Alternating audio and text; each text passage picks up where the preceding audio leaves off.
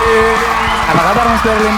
Alhamdulillah Miss baik. Semoga kalian yang lagi di rumah juga baik-baik aja dan dalam keadaan sehat walafiat dan murah rezeki dan selama-lamanya dan Amin.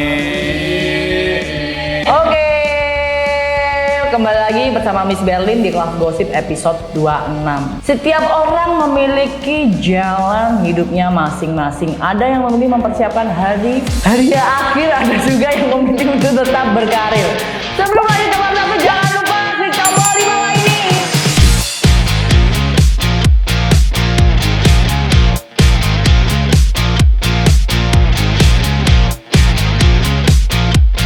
Oke, di bab pertama kita akan membahas ingat dengan kematian. Vicky Prasetyo akui sudah siap meninggoy. Wow. Vicky Prasetyo telah mempersiapkan segala sesuatu yang dibutuhkan anaknya saat dia meninggal, seperti rumah, usaha untuk anak-anaknya. Dia bahkan telah merencanakan tempat pemakaman untuk dirinya sendiri. Dia ini kayaknya gimana ya? Nggak bahagia apa gimana sih kok tiba-tiba dia mempersiapkan dirinya untuk mati gitu. Padahal orang aja pengen panjang umur ya, dia kok pengen pendek umur. Ada pertanyaan nggak untuk ini anak-anakku yang paling? Miss, tapi katanya orang tua yang begitu misalkan mempersiapkan semuanya itu bagus. Lalu kalau orang tua itu juga mempersiapkan kematiannya bagus juga nggak, Miss? Bagus juga. Ya mungkin dia pengennya dimakamkan di sini dekat keluarganya atau dekat istrinya, dekat bapaknya atau ibunya di sebelahnya. Itu bagus juga buat kesehatan mental.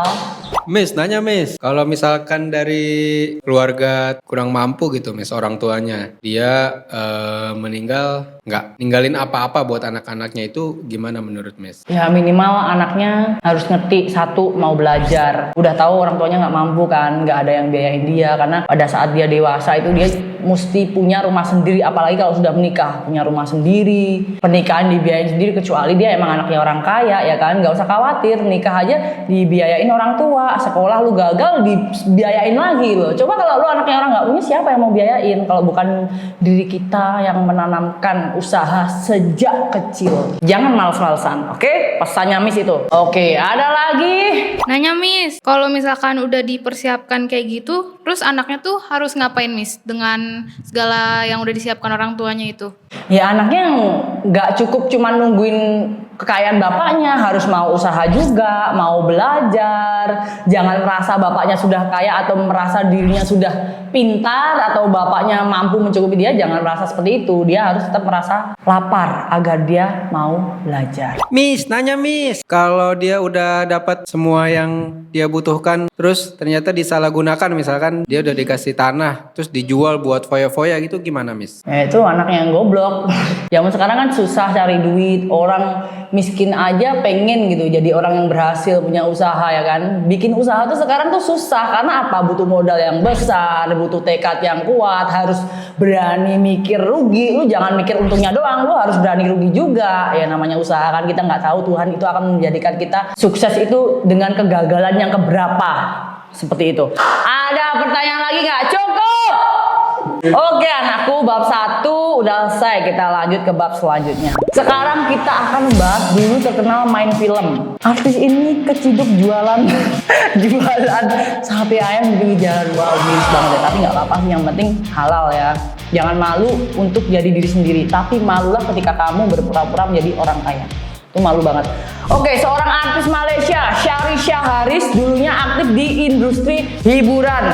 Sekarang menjadi penjual sate pinggir jalan. Setelah tawaran syutingnya menurun, Sharisha memberikan pesan inspiratif tentang ketekunan dan kepercayaan pada rezeki. Emang rezeki itu nggak mungkin ketukar. Mau kita sejauh apa kita berlari, kita bisa.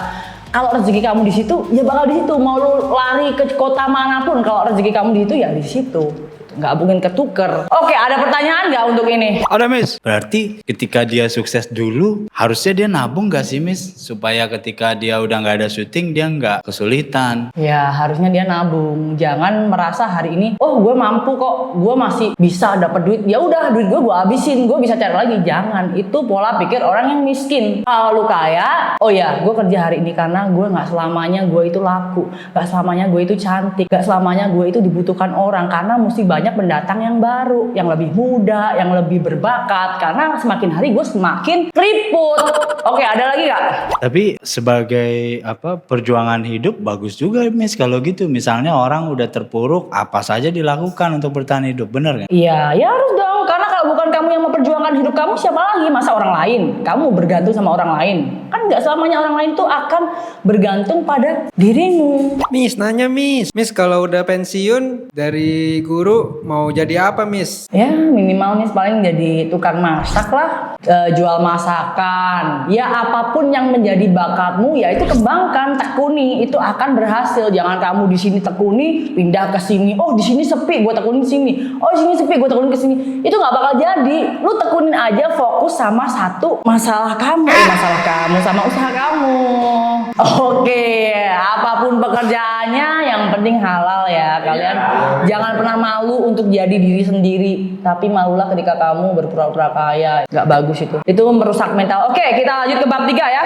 Kita akan bahas usia bukan halangan. Rita Sugiarto sampai sekarang masih eksis dan konsisten berkarya. Wah gila. Pedangdut senior Rita Sugiarto hingga saat ini masih eksis di dunia tarik suara, meskipun kini usianya sudah 63 tahun, masih tetap konsisten ya dia ya, dan mengeluarkan karya-karya barunya. Gila, ini nih patut dicontoh. Jadi usia itu bukan halangan untuk kamu terus mencari rezeki. Dan kalau kamu misalkan bergantung pada anak kamu, itu ya kalau bisa jangan sampai gitu loh. Kalau bisa kamu cari duit sendiri. Miss, nanya Miss, cara bersaing dengan talenta-talenta yang lebih muda, lebih fresh, itu gimana ya Miss? Aku kebetulan sih nggak ada bakat di sana ya. Tapi setahu aku kalau lu bekerja, lu misalkan lu ketemu orang yang lebih cantik atau lebih muda, lu jangan insecure. Lu tetap lu jadi diri lu sendiri. Lu di sana diposisikan sebagai apa? Misalkan lu jadi antagonis atau lu jadi tukang nongas nangis, ya udah tekuni aja itu. Lu fokus sama pekerjaan kamu, nggak usah lirik ke kanan kiri kanan kiri. Kalau kamu terus membandingkan diri kepada orang lain, kamu nggak akan maju. Kamu akan terus merasa kurang